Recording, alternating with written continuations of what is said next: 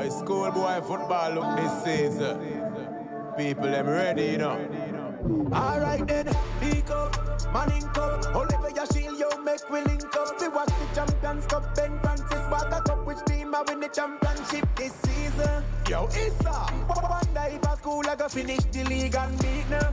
Which youth I go collect the golden boot and be the favorite for the people? Yo, Messi fans are roll out all about the flag pan vehicle. Yeah, the first final of Jamaica's schoolboy football season was held on Saturday, and history was created as Glenmuir High became the first back-to-back winners of the ISA Champions Cup All-Ireland Knockout competition. Both teams started on the cusp of history as Jamaica College were seeking a record third title, but 2 goals from defender O'Neill Headley ensured it was a red party. Some controversial comments as well from the Jamaica College technical director to come, but first, let's get the highlights. These highlights are brought to you by KFC, it's finger licking good, and Water, land of good and water. Champions Cup, full match highlights. 5 o'clock kickoff inside the National Stadium. It was Glenmuir who showed intention early. Cohen lifting that one, Brandon Wallace just sighting the ball, that's all I could say. Had the opportunity to nod it home, but it wouldn't be much longer. O'Neill Headley, look at this. Just in line at the 18-yard box, from the wide area, straight to goal. O'Neill Headley, the man from Trelawney Parish, bringing glory to colour red. Flagrants up 1.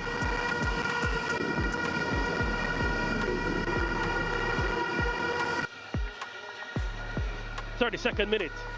Great skill, great pace from Nashada Gibbs, the national under-20 player.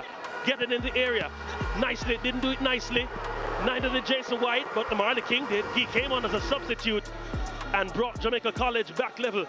So easy for Nashada Gibbs to go around Umoni Blackwood. He was like a statue in that particular sequence. And Jamaica College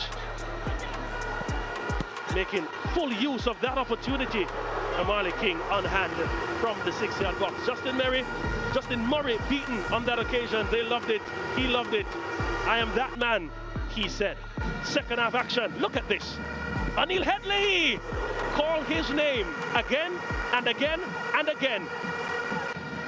Perhaps it will be a nightmare that wakes up a Jamaica College player when they hear that name. Look at the ferocity of that strike. Adriana Kitson beaten all ends out. Oh, they were missing Wayne Lynch today. More action. Ball played forward. Orain Watson, you'd have bet anything that he would have brought that on target. The 33-goal man, but unable to add to his tally in this match. But I tell you what, he had great impact. Great opportunity this for Jamaica College.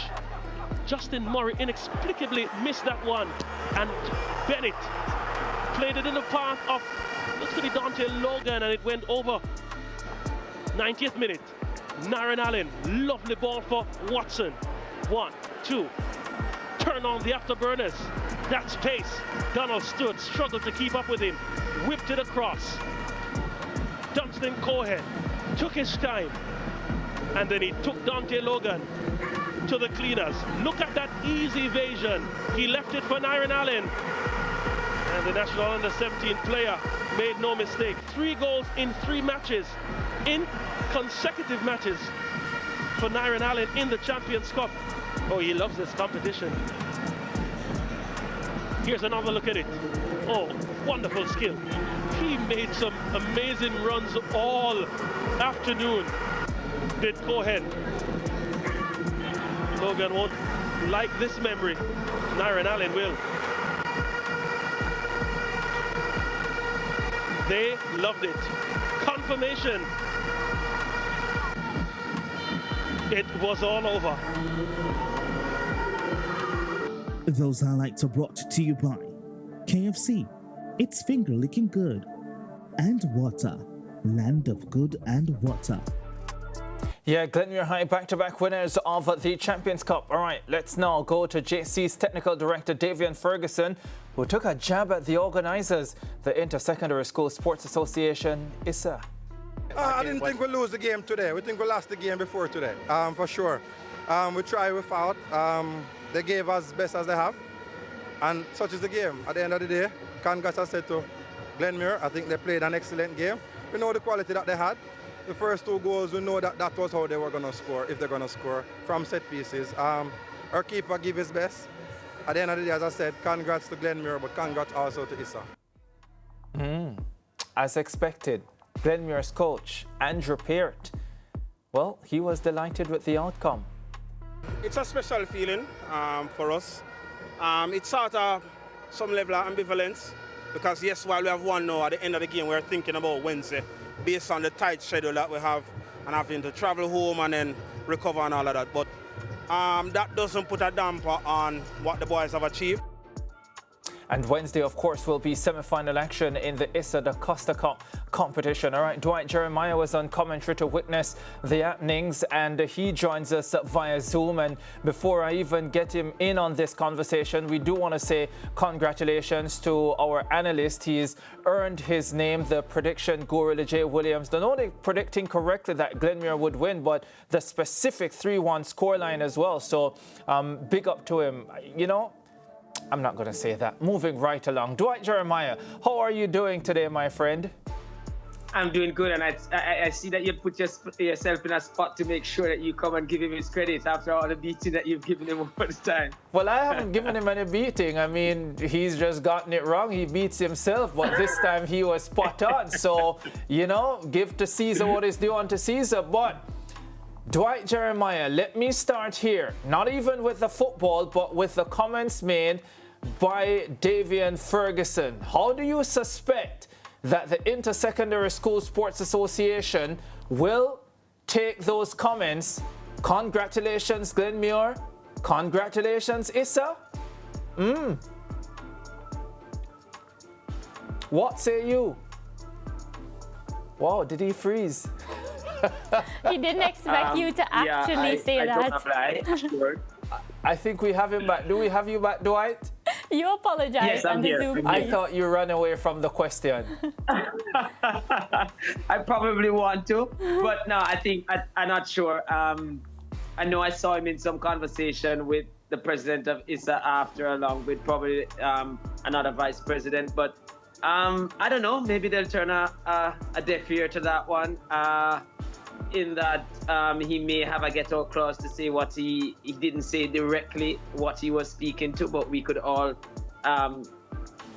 assume or take what he's saying is the ban to his goalkeeper, he felt. But I don't know the full details of it, but I heard a lot was said by the goalkeeper after he got the red card in Montego Bay, and also said some things directed at ISA officials as well on the day. But are these comments from Coach Davian Ferguson out of line, though? Congratulations to ISA, and we all know the inference there.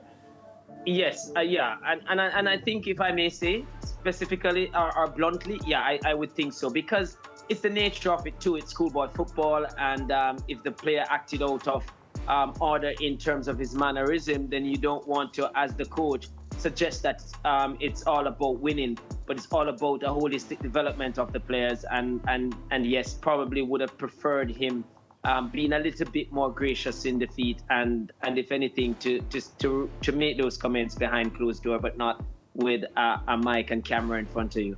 Yeah. To the field now. How much did Jamaica College miss to Wayne Lynch?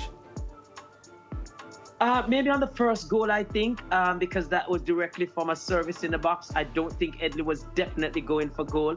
There was a Jamaica College defender right in front of their goalkeeper at the time, but I think maybe their number one would have ensured that that defender would have been properly positioned and not hindering.